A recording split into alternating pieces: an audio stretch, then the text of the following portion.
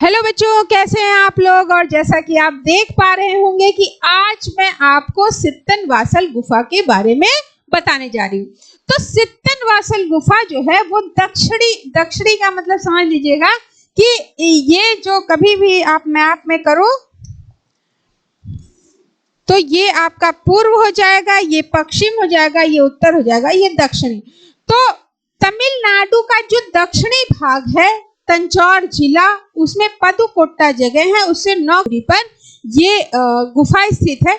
और इसकी time period की अगर बात करें तो 7वीं और 9वीं शताब्दी में पांड्यों के टाइम में इसकी चित्रित या गुफा निर्मित हुई है, ऐसा माना जाता है।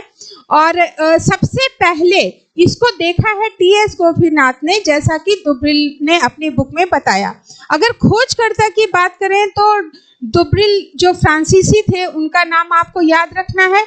और सबसे पहले देखा किसने, जैसा कि दुब्रिल जी के द्वारा बताया गया है अपनी बुक में कि इसको सबसे पहले देखा टी.एस. गोपीनाथ जी ने, तो ये ध्यान रखिएगा।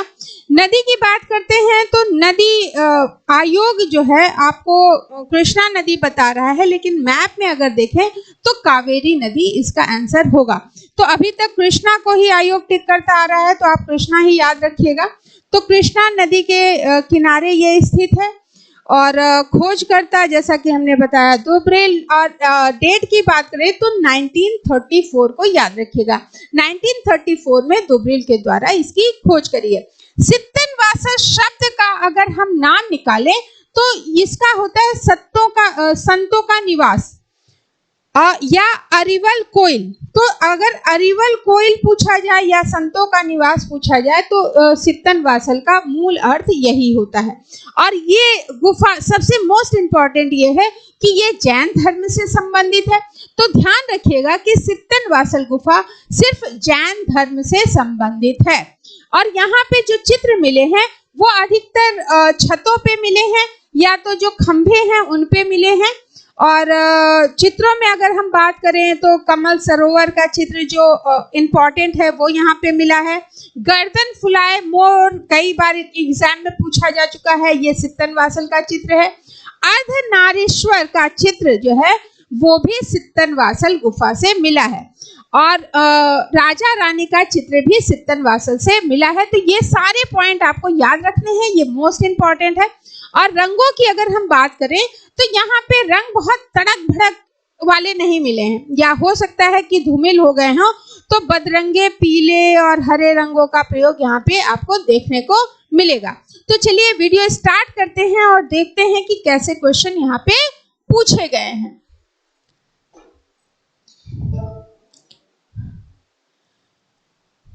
पहला है सित्तनवासल गुफा चित्रों का विषय किससे संबंधित है? बौद्ध धर्म, ब्राह्मण धर्म, जैन धर्म या सभी का मिश्रण। तो जैसा कि हमने बताया कि ये संतों का निवास स्थान या अरिवल कोइल, तो जैन धर्म से ही ये संबंधित है। सित्तनवासल जैन धर्म, ऐसे रट लीजिए, मिक्स नहीं होना चाहिए। फिर निम्नलिखित में से कौन सी गुफा कृष्णा नदी के किनारे है? अब मैंने बोला कि कृष्णा नदी के किनारे, क्योंकि आयोग बोल रहा है इसलिए हम भी इसको मान रहे हैं। बट अगर मान लो कृष्णा नदी नहीं है, कावेरी नदी है, तो कावेरी इसका राइट आंसर होगा। तो सित्तनवासल कृष्णा नदी के किनारे सित्तनवासल। अजंता किस नदी के किनारे? तो बाघोर नदी के किनारे है कि नहीं है? और एलिफेंटा मुंबई के आगे छोटा सा द्वीप है, तो यहाँ समुद्र से घिरा हुआ है ये, ठीक है। तो ये समुद्र से घिरा है तो नदी तो होगा ही नहीं ऑप्शन में। और दूसरा बादामी की बात करें तो घाट प्रभा और माल प्रभा दो नदियों का नाम आपने सुना होगा। तो जो माल प्रभा नदी है उसको ध्यान रखिएगा। तो बादामी किस नदी के किनारे है? माल प्रभा। और ये किसकी सहायक है? कृष्णा की सहायक है बेटा। तो बादामी माल प्रभा कृष्णा की सहायक उसके किनारे, तो जो राइट आंसर होगा वो सित्तनवासल ही आपका होगा। बिल्कुल डायरेक्ट नहीं है, बादामी थोड़ा सा दूर है उससे। फिर तमिलनाडु में तंजौर के समीप पदुकट्टा से कौन सी गुफा स्थित है? बादामी, सित्तनवासल, सिगिरिया या एलोरा? तो जो राइट आंसर है वो क्या होने वाला है? सित्तनवासल, क्योंकि बादामी और सिगिरिया मैं पढ़ा चुकी हूँ। सिगिरिया कहाँ पे थी? श्रीलंका। याद आ रहा है कि नहीं आ रहा है? अभी जो पिछला वीडियो है वही अगर आपने सही से देखा होगा तो उसी में हमने पढ़ा था। फिर सित्तनवासल की गुफाओं में एक सुंदर कमल तालाब कहाँ स्थित है? छत पे, दीवार पे, स्तंभ पे या इनमें से कोई नहीं? तो बेटा या तो चित्र मिले हैं छत पे या तो दीवार स्तंभ पे मिले हैं, दीवार पे कोई भी चित्र नहीं मिला है। इस वजह से सित्तनवासल की गुफाओं का जो ये वाला चित्र है वो आपको छत पे देखने को मिला है। तो याद रखिएगा छत को।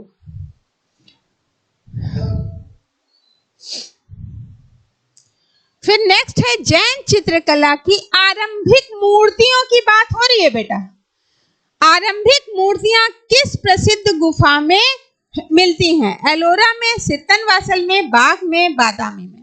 तो अगर ऑप्शन देखोगे तो सित्तनवासल इसका राइट आंसर होगा। बाग गुफा इसलिए नहीं होगा क्योंकि ये जो है इसमें जैन धर्म के चित्र मिले ही नहीं है, इसलिए बाग होगी नहीं। बादामी में भी जैन मिले हैं, एलोरा चित्र मिले हैं, लेकिन मूर्तियां आरंभिक मूर्तियां पूछी हैं, इसलिए सित्तनवासल इसका राइट आंसर होगा।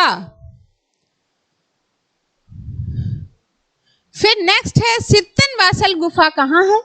केरल में, तमिलनाडु में, आंध्र प्रदेश में कि कर्नाटक में? तो जो राइट आंसर है वो तमिलनाडु आपका राइट आंसर होगा। तमिलनाडु जिला कौन सा है? तंजौर। जगह कौन सी? पदुकोट्टा से 9 मील की दूरी पर। फिर नेक्स्ट है सित्तनवासल बाग तथा मातनचेरी किस लिए प्रसिद्ध हैं?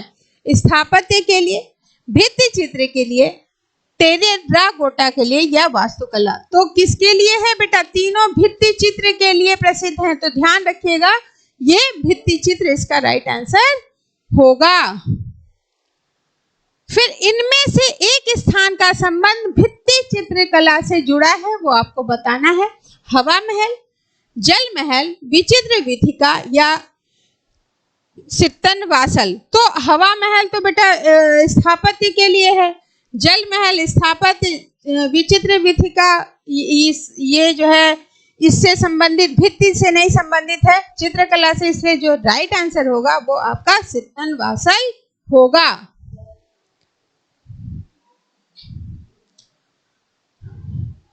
सित्तनवासल गुफाओं की छत पर दिखाई देती है क्या? कमल सरोवर, भगवान शिव, भगवान विष्णु और बुद्ध? तो जो राइट आंसर है वो है कमल सरोवर। अब आपसे पूछा जाता है कितने चश्म चेहरे का प्रयोग हुआ है? तो एक चश्म चेहरा यानी जहां पे एक आंख दिख रही हो, जहां एक से थोड़ी आंख दिख रही है, ये वाली, ये देखो यहाँ पे ये वाला क्वेश्चन पूछा जाता है किसमें कितने चश्म चेहरे? चश्म मतलब आंखें कितनी दिख रही हैं, ठीक है। यहाँ पे एक आंख दिख रही है तो एक चश्म, यहाँ पे एक आंख से थोड़ा सा यहाँ पे ज्यादा दिख रहा है तो ये कितना हो गया? 1.25 चश्म हो गया। अब यहाँ पे क्या हो रहा है?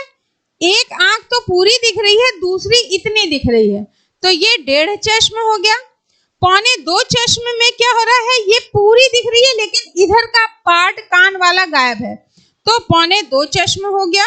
तो इस तरह से ध्यान रखिएगा कि चश्म मतलब आंखें आपको कितनी दिख रही हैं, और जब पूरी आंख दिखेगी तो 2 चश्म चेहरा कहलाएगा। तो चश्म कुछ नहीं है। जब आपको बिल्कुल ये आधा दिख रहा है तो कौन सा चेहरा हो गया आपका? एक चश्म हो गया, एक ही तो आंख दिख रही है।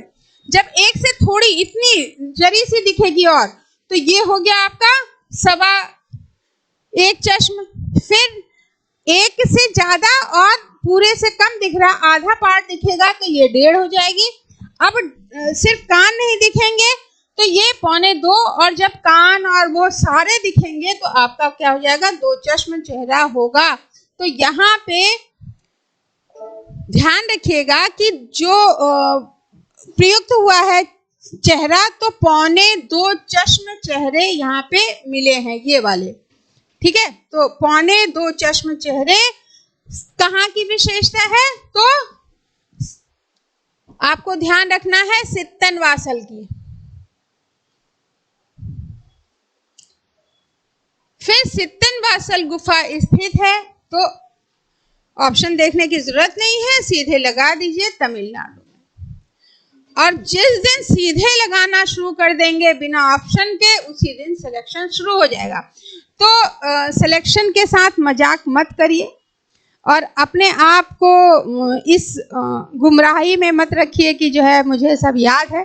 याद तभी होगा जब आपके वो कंठ पे होगा। और जैसी जो गुफाएं पूछी उसका पूरा चित्र अगर आपके दिमाग में कौंध गया, तो आपको कह सकते हैं कि आपकी तैयारी वहां पे पूरी है। इसी तरह से पढ़ेंगे तभी सिलेक्शन मिलेगा। आज के लिए इतना ही है।